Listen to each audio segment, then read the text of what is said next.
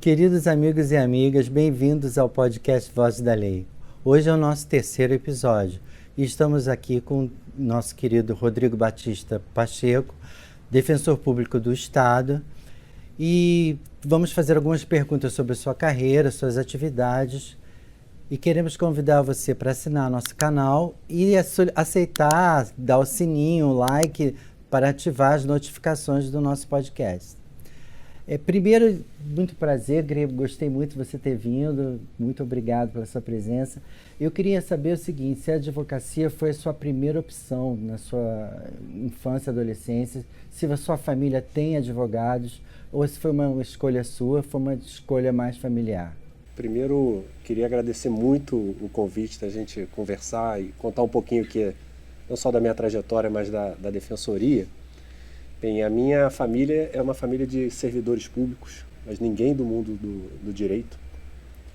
E, enfim, aí surge na minha vida uma paixão por história. Na minha época, quem gostava de história era encaminhado para a faculdade de Direito. Então eu fiz o vestibular, fui para a UERJ, que, enfim, na época era uma universidade muito disputada no campo do direito, e me apaixonei por direito penal. Mas teve uma experiência na minha vida que foi muito transformadora e que me fez tomar a decisão da carreira da Defensoria. Foi quando ingressei no estágio da Defensoria Pública e me colocaram para trabalhar dentro de um presídio, que é aquele presídio Galpão da Quinta, que fica do lado do Jardim Zoológico, hoje Bioparque. E ali foi uma experiência não só transformadora do ponto de vista profissional, mas especialmente pessoal, porque um jovem branco de classe média, pela primeira vez, colocava os pés dentro de um presídio e encontrava uma realidade absolutamente trágica da nossa humanidade. E a partir daquela experiência de um ano trabalhando como estagiário da Defensoria Pública dentro daquele presídio, eu tomei a decisão de fazer concurso público e, como primeira opção, ser defensor público aqui no Rio de Janeiro. Esse presídio, se eu não me engano, é um presídio que atende muito novos adultos, vamos dizer assim. Não acho que é uma coisa assim que a marginalidade está embutida pouco depois da adolescência, ou uma coisa parecida ou não? Não, na minha época que eu fui estagiário, ele tinha um outro perfil, porque os presídios aqui no Rio, eles mudam muito o perfil, seja de acordo com facção, seja de acordo com o crime cometido. Mas na minha época chamava muito a atenção porque era onde as transexuais femininas ficavam. Então havia celas em que elas ficavam segregadas do outro coletivo. E para mim foi um choque ver as transexuais femininas presas junto com pequenos traficantes, porque o restante da população carcerária de então, e eu estou falando aqui de 2001, estou falando de 20 anos, era de pequenos traficantes e da população trans. E que ali eu via uma relação que provavelmente aqui fora não aconteceria, mas aquele ambiente confinado gerava assim uma relação social que, para mim, aos meus 19, 20 anos, enfim, sem essa experiência de vida, foi muito impactante, como eu já até falei. Hoje ele mudou um pouco o perfil, um pouco não, mudou muito. Hoje é um presídio que a gente chama seguro do seguro, que são aqueles presos normalmente condenados por crimes de violência sexual, que não podem ficar com pessoas condenadas por outros crimes, então eles têm que ficar separados, até para preservar a integridade física deles durante o cumprimento da pena. A partir desse momento, dessa sua experiência tão assim, modificante, transformadora dentro da tua carreira, o que passo depois desse você procurou tomar? Assim? Você teve um estudo que foi mais definitivo para você atender a Defensoria Pública, ou foi só uma questão de paixão mesmo? Então, eu ali fiquei muito apaixonado pelo direito penal, pelo exercício da defesa criminal, enfim, por ter ali o processo de criminalização hoje então também era muito focado na criminalização da miséria, das pessoas negras, então isso me tocava muito enquanto estudante de direito de combater essas injustiças. E tem alguns lances que são alguns lances de sorte, né? Então eu entro aqui em 2001 e abro um concurso da Defensoria Pública quando eu estou no 10º período. E como era a carreira que eu desejava, falei, vou fazer o concurso para para treinamento. Vou ver como é que é fazer um concurso para a defensoria. E aí fiz a primeira prova e passei. E aí eu tomo um susto, assim, é um concurso muito difícil. São 7 provas, sendo que 3 delas orais. Então, um concurso muito extenuante. E quando eu passo na primeira prova, ainda no 10º período, eu mergulho numa rotina de estudos absolutamente insana, de 12 horas de estudo por dia, compatibilizando com faculdade, saio dos estágios e falo, tem algum sinal aí me dizendo que é a carreira que eu tenho que seguir na minha vida. E eu me lembro, é tão marcante, que no Réveillon de 2001 para 2002, eu passei o dia 31 de dezembro inteiro estudando Direito Penal, me preparando para a prova específica. E aí fiz as provas e esse ano eu faço 20 anos de defensor público. No dia 26 de março de 2002 eu tomei posse no concurso realizando a minha vida, não só profissional, mas de alguma forma ideológica e propósito de vida também, que é atuar pela população pobre, miserável aqui do país no campo do direito. O que você acha que mudou dentro da Defensoria Pública do Estado desses 20 anos para cá? O que você acha que seria a grande conquista hoje dos defensores públicos? Eu acho que são muitas conquistas. Eu acho que a gente viveu, a partir de 2002 até mais ou menos 2014, 2015, eu chamo uma década de ouro de fortalecimento da Defensoria. Então, acho que a gente poderia fazer um podcast só sobre o que transformou em 20 anos, mas eu reputo 3 mudanças fundamentais, né? A primeira é a autonomia que a instituição ganhou, e a autonomia orçamentária, financeira, administrativa. O que isso se resulta na prática? O governador não pode interferir na vida da Defensoria Pública. Então, por exemplo, o defensor-geral que apresenta o orçamento, o defensor-geral que apresenta a lei na Assembleia Legislativa para mudar a instituição, o governador não pode retirar um defensor de um local e mudar para outro local. Os defensores têm total autonomia e independência na sua atuação. Então gera uma instituição forte em defesa da população pobre e vulnerável. Então essa é uma transformação que blinda a instituição de qualquer ingerência política e não fica ao sabor dos movimentos políticos que o Brasil aqui experimenta com muitas mudanças, né? Um outro marco para mim é quando a instituição ela passa a propor ações coletivas. Ao invés da gente ser só o advogado da pessoa pobre que quer ir ao judiciário, a Defensoria passa a propor grandes ações coletivas protegendo interesses da sociedade. Eu vou dar um pequeno exemplo prático. Durante a pandemia, quando as aulas do ensino público se transformaram em aulas remotas, a gente viu que muitas crianças sequer tinham acesso à merenda. Não tinham mais acesso à merenda, que era a refeição fundamental e principal do dia. Então a Defensoria ajuizou uma série de ações coletivas para garantir que os municípios fornecessem a merenda para os alunos da rede pública, ainda que elas estivessem em aula remota em casa. Então esse para mim é um marco também importante, fortalecimento da instituição. E o terceiro marco eu diria que em 2009, que é uma mudança da Lei Complementar Federal, que organiza a Defensoria, em que na lei ela se torna uma expressão do regime democrático e um compromisso dela com a defesa dos direitos humanos. Então a Defensoria Pública hoje tem na sua atuação como centralidade os direitos humanos nas suas mais variadas dimensões, seja na área de segurança pública, seja na área da diversidade sexual, seja na área de combate ao racismo, na defesa dos direitos das mulheres também. Então, em 20 anos foi essas 3 grandes transformações que eu conseguiria compartilhar aqui com você. Você está no seu 2º mandato, né? Sim. Como é que é basicamente a estrutura da Defensoria Pública no Estado? Ela atinge os municípios todos, ela está presente. Eu li que ela tem várias regiões, quando ela atua mais principalmente, dali ela segue para as comarcas menores. Mas você acha que essa estrutura hoje, ela atende com muita, vamos dizer assim, flexibilidade todas essas pessoas carentes que estão em outras cidades e que vivem até uma realidade rural no Estado?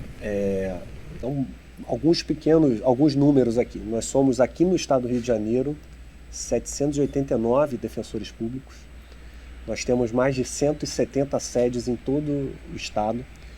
E a Defensoria Pública do Rio, junto com a de Tocantins e a de Roraima, é a única que está presente em todos os municípios.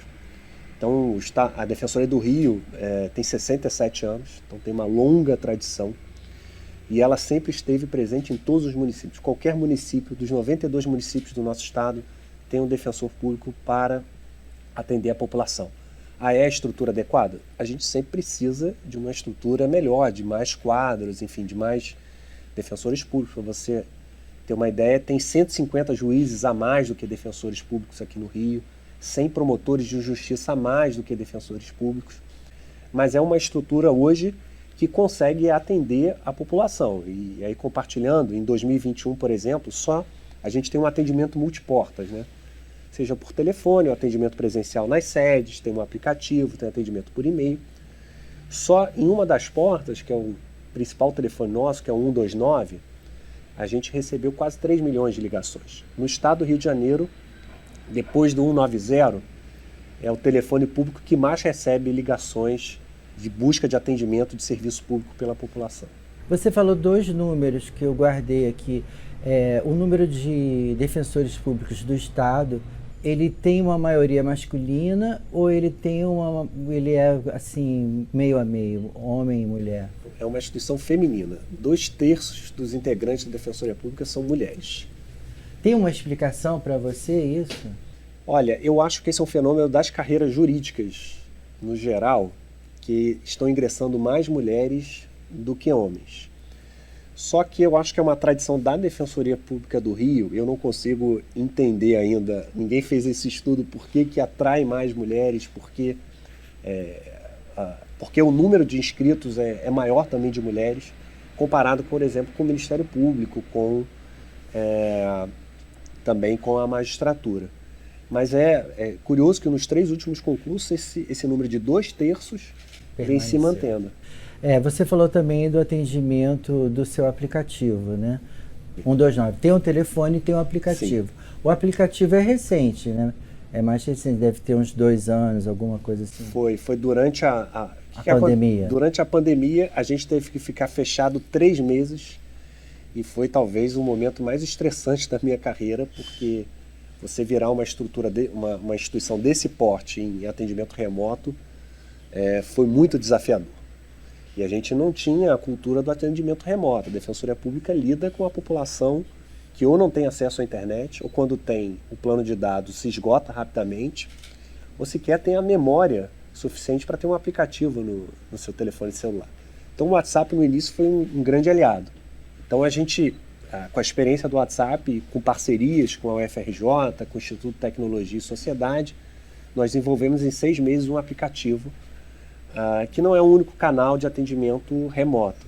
Mas, de fato, ele tem 2 anos, a gente está passando aí de 500 mil de downloads, também do Sistema de Justiça, é o aplicativo mais baixado e que vem funcionando bem para um público específico, que é aquele que tem letramento tecnológico, aquele que tem bom acesso à internet, uma internet estável, e que a população deseja, porque, enfim, não precisa se deslocar ao órgão de atuação, muitas vezes não tem com quem deixar o filho, não perde dia de trabalho. É uma experiência muito bem sucedida. E você acredita que essa experiência ela vai render mais frutos ainda com o passar dos anos?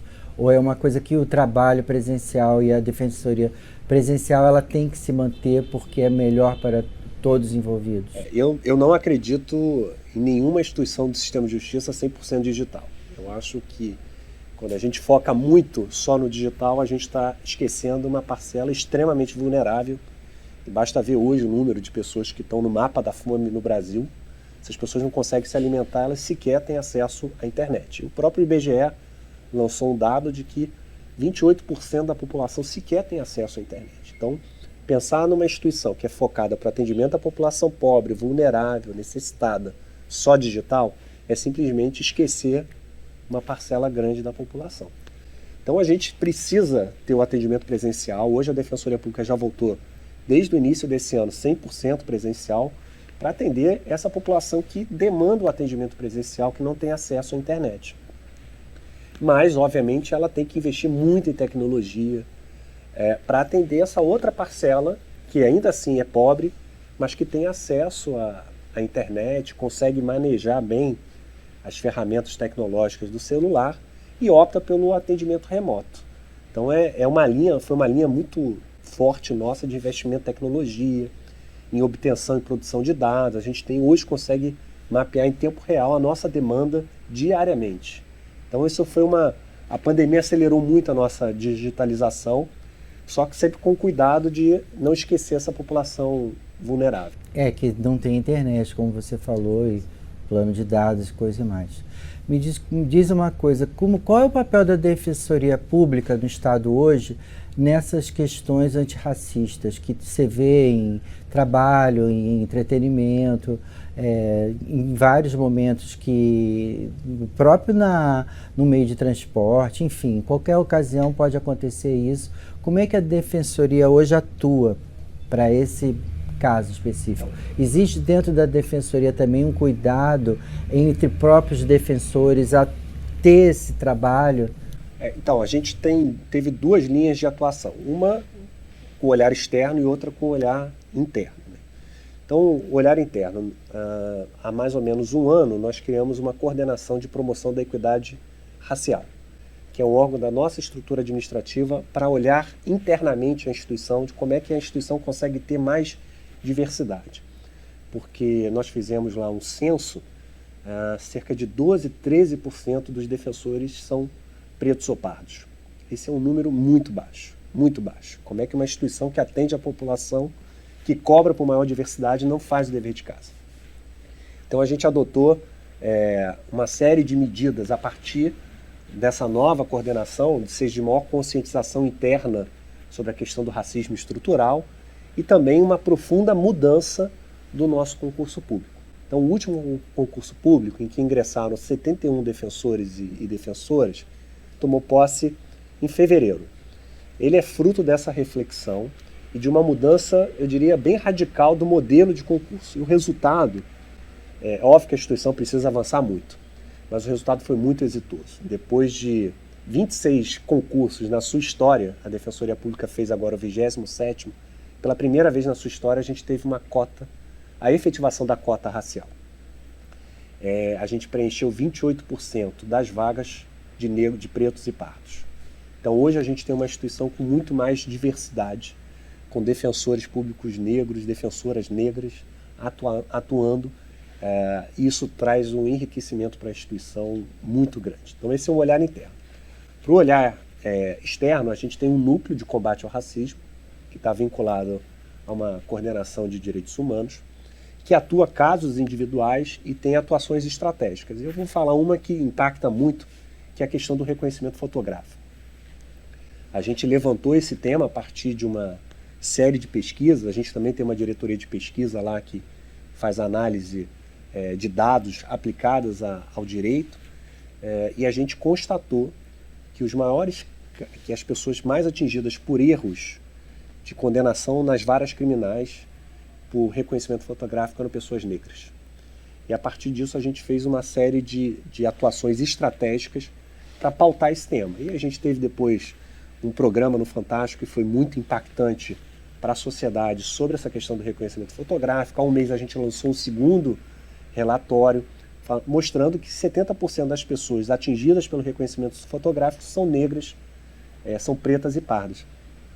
Isso chegou ao Superior Tribunal de Justiça, e aí numa decisão do ministro Schietti, que é uma decisão que eu reputo que é histórica, ele anulou uma condenação falando que, e basicamente em síntese, não é possível condenar uma pessoa somente por reconhecimento em álbum fotográfico.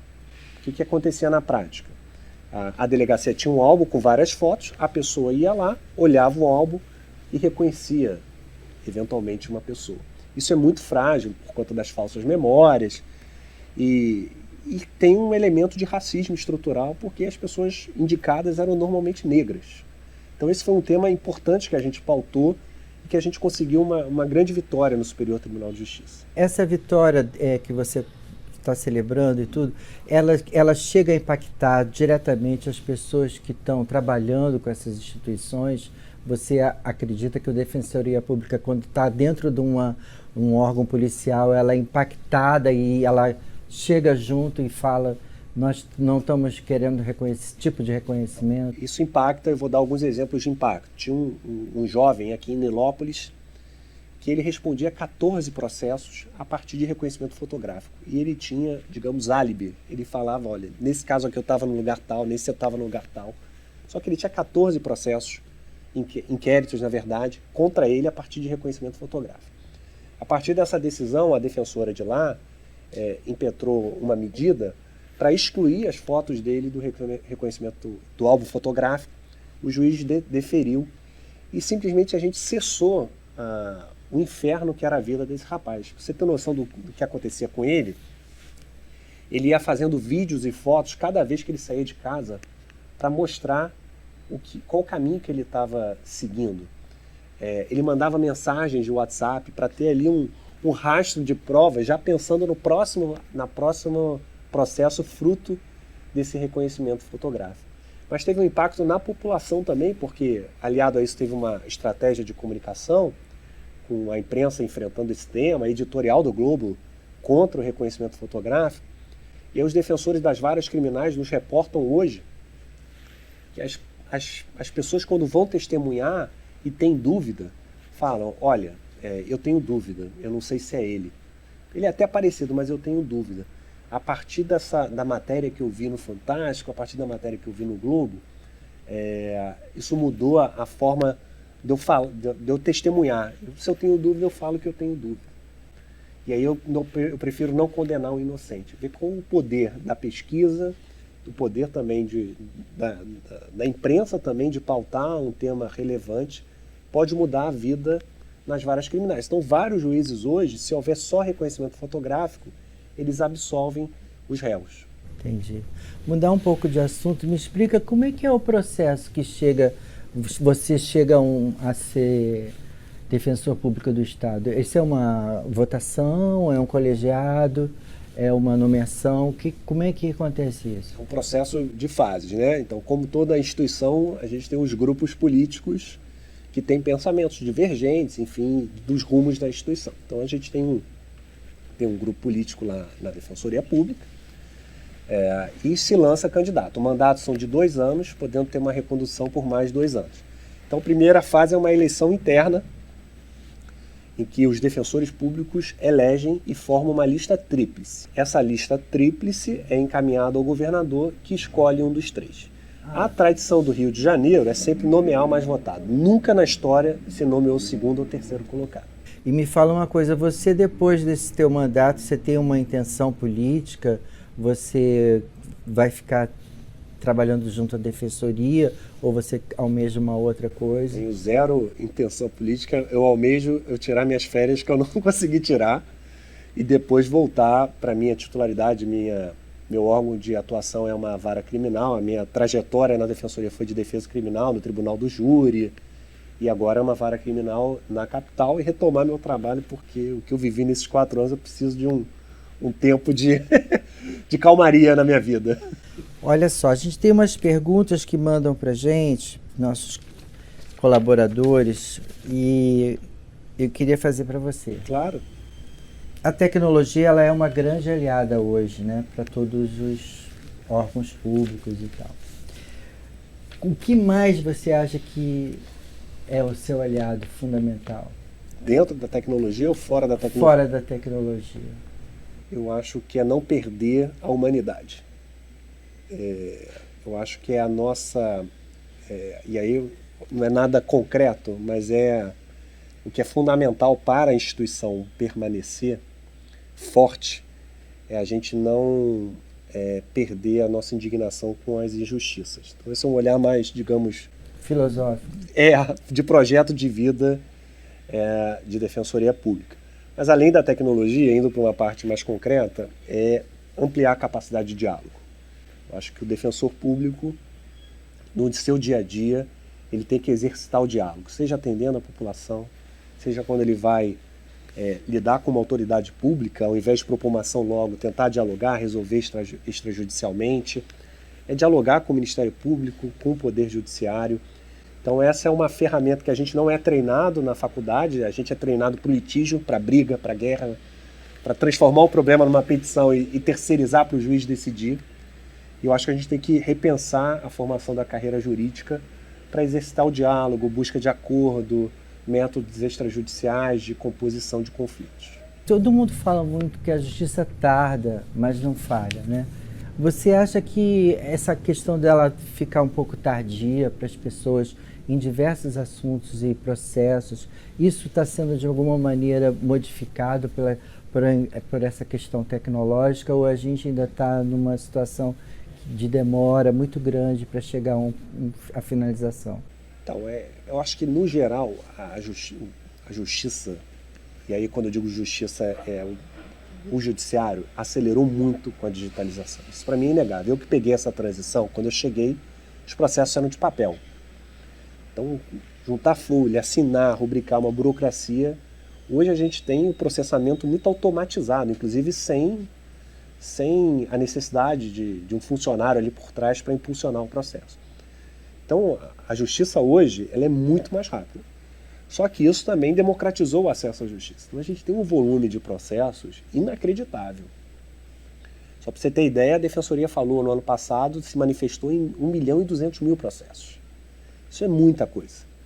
Imagina o Tribunal de Justiça, agora com os advogados, com procuradores do Estado, com o Ministério Público, a quantidade de processos que tramitam. Mas é inegável que os processos hoje eles tramitam numa velocidade muito, muito maior do que quando eu entrei. E eu reputo que isso é muito as medidas tecnológicas de eficiência de processamento também. Me fala uma coisa, a Defensoria do Estado, ela atua também nessa divulgação de fake news? Ela consegue mapear um pouco a questão do Estado, que você é atingido isso, você procura uma defensoria pública para mostrar que você foi uma vítima de uma fake news e que você quer chegar à pessoa que colocou isso no ar? A gente está vendo, e até a gente fez há mais ou menos 20 dias um encontro com todos os defensores públicos do Rio para refletir sobre temas do momento.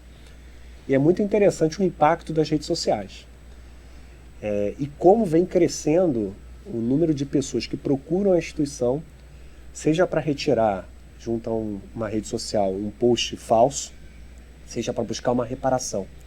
Então, esse atendimento individual, a gente faz em vários órgãos de atuação e isso vem crescendo de uma forma assustadora. Tem vários outros temas super interessantes relacionados à rede social, como herança. Quem fica dono do perfil depois que o titular do perfil morre? Porque muitas vezes o perfil, com o número de seguidores, tem um patrimônio grande. Então, tem várias questões que as redes sociais geram um patrimônio muito grande, tem uma monetização muito grande. Então tem vários temas a partir das redes sociais, mas esse sim, a gente vem acompanhando um crescimento. A gente consegue ter um canal com o Facebook direto quando é um caso relacionado à criança. Quando tem uma exposição indevida de uma criança, uma violência praticada com a criança que é postada, a gente tem um núcleo que atende as crianças e o adolescente, tem um canal direto com o Facebook para retirada dessas postagens. Mas também tem as ações individuais contra os provedores e contra aquelas pessoas que postam e buscam, enfim, buscam uma reparação dos danos sofridos. Como é que você avalia a Defensoria Pública dentro dessa pandemia da Covid? Enfim, a pandemia gerou muitos conflitos, né? Gerou muitos conflitos. Durante o período mais crítico que eu reputo ali, é de final de março, abril, maio e junho, em que a gente ficou 100% fechado, até por uma orientação do governo do Estado, dos outros órgãos. Foi um período muito difícil que a gente teve que se reinventar, criar polos de atendimento remoto. O WhatsApp foi uma grande aliada e a gente conseguiu dar vazão aos temas mais urgentes. Então, acho que a gente conseguiu manter algum nível de serviço, mas ninguém funcionou igual, né? Óbvio, teve uma queda, os nossos números mostram como a gente teve uma queda enorme de processos, de ações novas, mas a gente conseguiu algum nível de serviço importante e considerável para a população. E a gente teve uma atuação muito forte nas áreas de saúde. A gente funciona 24 horas por dia. Tem defensor 24 horas por dia no Estado. Então, era dramático nas madrugadas, quando os casos explodiam, as pessoas não tinham acesso a leitos públicos, elas iam buscar a Defensoria Pública na madrugada para tentar salvar um parente com Covid que precisava ser entubado, precisava de um leito. Isso foi muito dramático, muito dramático. Então a gente conseguiu atuar também nesses casos individuais que as pessoas não conseguiam acesso ao hospital público. E os próprios advogados também, né? Sim, claro, os advogados, né? Porque a gente está... Normalmente o público de hospital público é o nosso público, né? A pessoa que vai para o hospital público não consegue pagar um plano de saúde. Então mas tem muito advogado que teve que ir também para o hospital público. Né? Sim, com certeza. Acho que teve um empobrecimento da população muito grande e acabou procurando a defensoria. Teve as ações coletivas, como eu falei, dessa ação da merenda, que foi muito importante. A gente teve um olhar coletivo também para os grupos de risco presos. Então a gente conseguiu salvar muitas vidas no sistema prisional, que a gente tinha muito medo da Covid entrar no presídio e morrer muita gente. Então a gente conseguiu salvar vidas, assim, especialmente das pessoas idosas e das grávidas, das lactantes e das pessoas com doenças graves também, para que cumprisse a pena em casa. Então a gente teve também essas ações que foram ações mais complicadas, no ápice da pandemia, de propor fechamento, de não ter reabertura, especialmente na área de educação. A gente conseguiu funcionar, a gente não parou em momento algum, 24 horas por dia. Você começou a nossa conversa relatando um momento assim muito decisivo na sua carreira, né?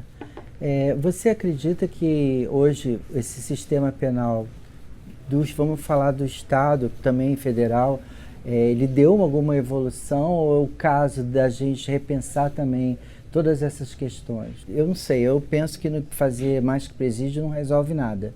Então, eu queria ouvir a sua opinião. A gente viu um número assustador que o Brasil chegou a quase 920 mil presos. Que nesse ritmo, em 2 anos, a gente vai ter quase 2 milhões de brasileiros encarcerados. E a pergunta que eu falo, que eu sempre questiono isso, o que melhorou na nossa sensação de segurança? Porque o Brasil nunca aprendeu tanto como agora. E é uma lógica que está há anos, de que a gente prende mais, precisa de mais vagas, são presídios superlotados. É uma lógica, é uma política que não funcionou. Quando a gente precisa aprender, como aconteceu no estado do Amapá, uma pessoa que furtou açaí para se alimentar e essa pessoa ficar presa durante muito tempo e só conseguiu ser solta a partir da atuação da Defensoria, o que a gente quer, qual o projeto que a gente quer do sistema de justiça criminal. E, obviamente, a gente tem que entrar num debate sobre política de drogas. Assim. O Brasil pratica uma política de drogas há décadas que não funciona, que gera o quê? Operações que morrem muitas pessoas, que morrem muitos policiais, o consumo de drogas está aí, essa meta de acabar com as drogas a gente nunca vai alcançar, só que hoje a gente não tem um espaço de tolerância, um espaço de paz, de rediscutir a política de drogas nossa no Brasil. A gente pratica a mesma política há anos, que é a proibição de algumas substâncias entorpecentes, mais investimento em polícia, mais investimento em armas, mais operações todo dia. E a gente não reduz o consumo de drogas, a gente não reduz a população carcerária.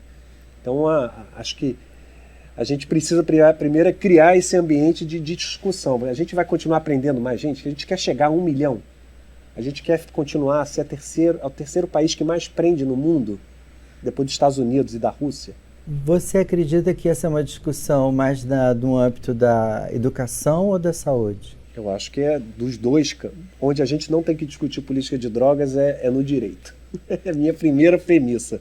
É discutir na educação, é dialogar, mas é no campo da saúde. A gente tem que ouvir os especialistas da área de saúde e educação, como é que a gente enfrenta o uso de substância entorpecente, mas que esse enfrentamento não gere mais mortes, não gere mais pessoas presas.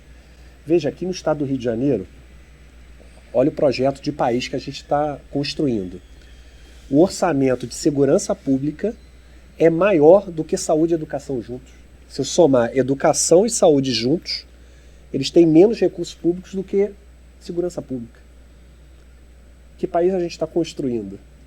Quando a gente investe mais no que não dá certo e não investe nas questões básicas de educação e saúde. Bom, eu quero te agradecer muito por você ter vindo aqui hoje. Foi uma ducha para mim, assim, aqui. conversar com você. Foi bem legal. Não uma ducha de água fria, tá?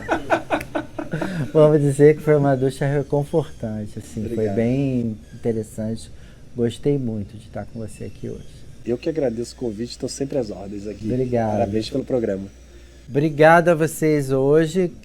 Fiquem atentos, não deixem de ativar o sininho das nossas notificações e assinar o nosso canal do Vozes da Lei no YouTube e também no Spotify, nas plataformas de áudio. Estamos todos trabalhando para que cada vez ficamos maior aqui com vocês. Um abraço.